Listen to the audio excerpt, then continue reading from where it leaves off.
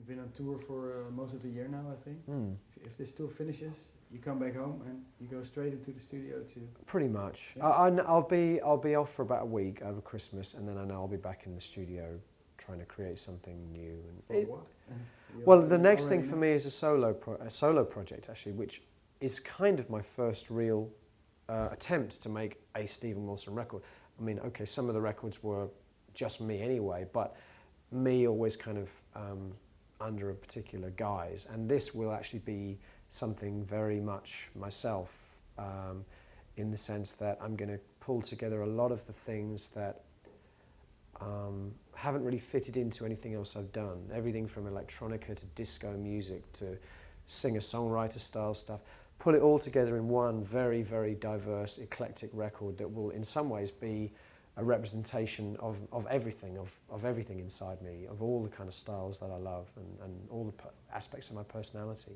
So I'm going to try and pull that together out over January, February, and start over Christmas probably. And it should be released somewhere next year?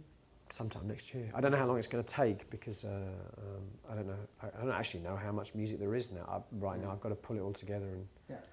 But sometime next year, hopefully that will come out. Okay. Very last question: studio or performing live? For me, I will always have a slight preference for the studio because what I originally fell in love with when I was a very young kid, the thing I fell in love with was the idea of making records. The romance of, like we talked about before, holding a piece of vinyl in my hand and saying, I made this. Yeah. And that's why to this day I still consider myself to be not a musician but a producer or someone that makes records. I'm not really interested in being a great guitar player. I'm not really interested in being a front man or a great singer. What I love to do is make records.